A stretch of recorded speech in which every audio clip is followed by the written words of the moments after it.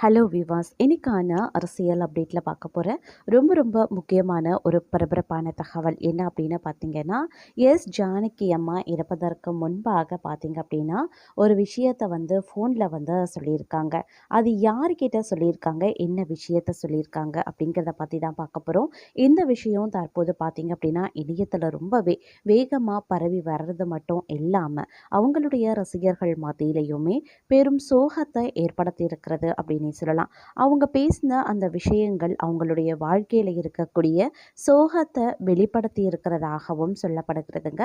அப்படி என்ன அவங்க மனம் திறந்து தன்னுடைய வாழ்க்கையில் நடந்த இன்னல்களை சொல்லியிருக்காங்க, அதுவும் யார்கிட்ட சொல்லியிருக்காங்க அப்படிங்கிறத பற்றின தகவலோடு இன்னும் பரபரப்பான அப்டேட்ஸை நீங்கள் தெரிந்த பலன் பெற வீடியோவை ஸ்கிப் பண்ணாமல் கடைசி வரைக்கும் பாருங்கள்.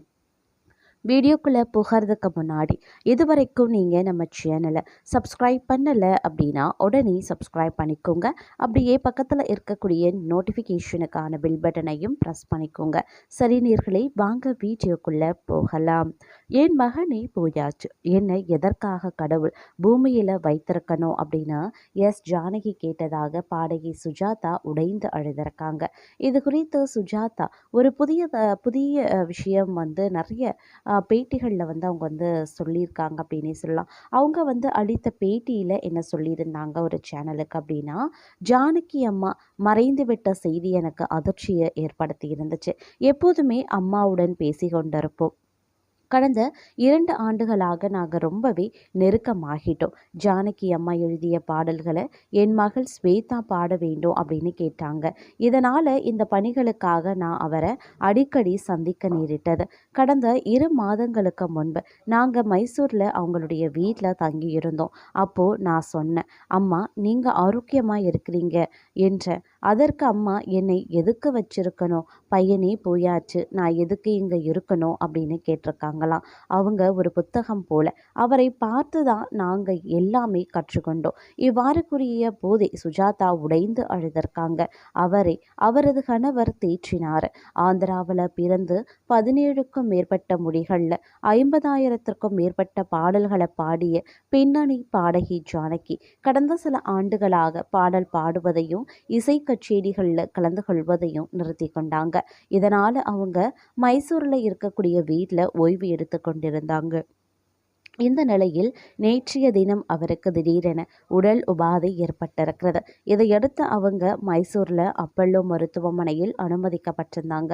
இதையடுத்து நேற்று இரவு அவர் உயிர் பிரிந்திருந்தது. இது குறித்து மருத்துவமனை வெளியிட்டிருக்கக்கூடிய செய்தி குறிப்பில் சொல்லியிருந்தது என்ன அப்படின்னா, பின்னணி பாடகி ஜானகி உடல்நல பாதிப்பு காரணமாக நேற்று மதியம் 12:49 மணிக்கு மைசூரில் இருக்கக்கூடிய அப்பல்லோ மருத்துவமனையில் அனுமதிக்கப்பட்டிருந்தாங்க.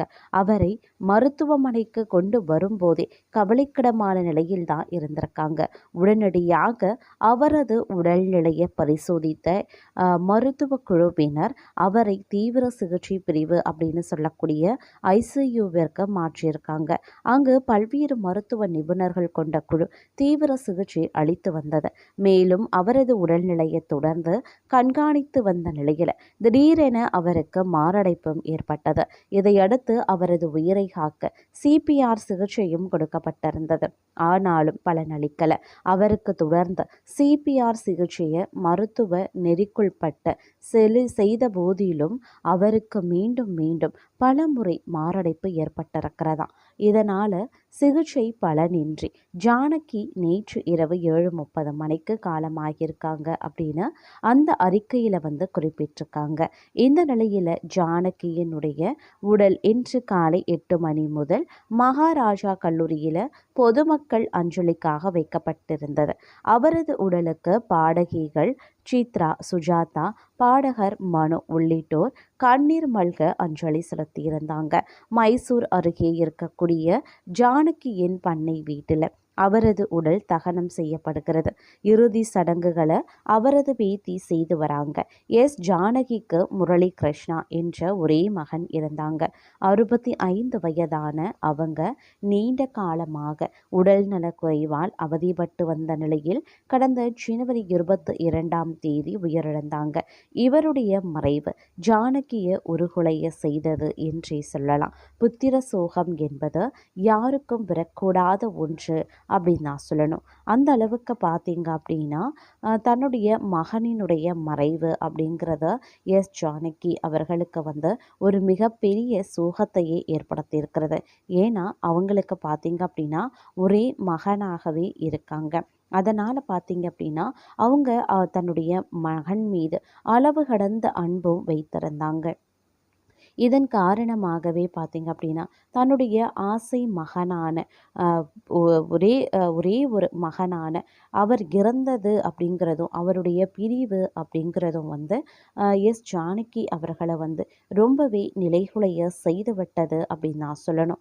அதற்கு பிறகு பார்த்தீங்க அப்படின்னா அவங்க வந்து ரொம்பவே வந்து மனம் உடைந்து காணப்பட்டதோடு எந்த ஒரு பொது நிகழ்வுகள்லையும் அவங்க வந்து கலந்து கொள்ளவில்லை அப்படின்னு சொல்லப்படுது. கொஞ்சம் கொஞ்சமாக எல்லாத்தையும் விட்டு விலக ஆரம்பிச்சிருக்காங்களாம். அதிலும் தென்னிந்தியாவினுடைய நைட்டிங்கேல் அப்படின்னு இசை பேரரசி என்றும் வர்ணிக்கப்பட்ட பிரபல பின்னணி பாடகி ஜானகி 88 வயதில் உடல்நலக்குறைவு மற்றும் வயது முதிர்வு காரணமாக நேற்று இரவு 7:30 மணி அளவில் மைசூரில் காலமாகியிருந்தாங்க.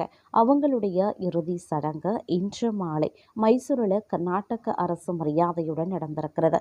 கடந்த 1938 ஆந்திராவில் இருக்கக்கூடிய குண்டூர் மாவட்டம் பல்லப்பட்டலா என்ற ஊரில் தெலுங்கு பிராமண குடும்பத்தைச் சேர்ந்த ராமமூர்த்தி சத்யவதி தம்பதியின் மகளாக பிறந்த ஜானகி சிறு வயதிலேயே பாடத் தொடங்கிட்டாங்க. 3 வயது முதல் 10வது வயது வரை இசை கற்றிருக்காங்க.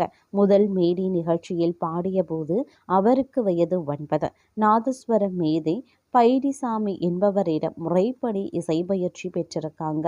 சந்திரசேகர் நடத்திய மேடை நாடக இடைவெளிகளில் ஜானகி முதல் முறையாக பாடியும் இருந்தாங்க. 1956 அகில இந்திய வானொலி நடத்திய பாட்டு போட்டியில் பங்கேற்று 2வது பரிசு பெற்று அவங்க பிறகு சென்னைக்கு வந்திருக்காங்க. ஏவிஎம் ஸ்டுடியோவில் ஒப்பந்த அடிப்படையில் பாடகியாக நியமிக்கவும் பட்டிருந்தாங்க. 1957 வெளியான விதியின் விளையாட்டு அப்படின்ற படத்தில் பெண் என் ஆசை பாழானது ஏனோ என்ற பாடலின் மூலம் பின்னணி பாடகியாக அறிமுகமான ஜானகி இந்த பாடல் வெளியான மறுநாளே தெலுங்குல எம்எல்ஏ என்ற படத்தில் நியாசா அடியார் என்ற பாடலை கண்டசலாவுடன் இணைந்து பாடியிருந்தாங்க. இதையடுத்து அவருக்கு நிறைய படங்களில் பாடக்கூடிய வாய்ப்பு தேடி வந்திருக்கு. முதல் ஆண்டிலேயே 6 மொழிகளில் 100 பாடல்களை பாடி முடித்த ஜானகி கடந்த 1957 இருந்து தமிழ் மொழியில் பாடத் தொடங்கியிருந்தாங்க. மலையாளம், கன்னடம், தெலுங்கு, இந்தி, சிங்களம், வங்காளம், சமஸ்கிருதம், ஒடியா, குஜராத்தி, ஆங்கிலம், கொங்கணி, துளு, சௌராஷ்டிரம், ஜப்பான், ஜெர்மன், படுகா, பஞ்சாபி உள்ளிட்ட இன்னும் சில மொழிகள்லையும் அவங்க பாடியிருக்காங்களாம். 17 மொழிகளுக்கும் மேலே பாடிய ஒரே பாடகி என்ற பெருமை பெற்றவங்க ஜானகி அம்மா.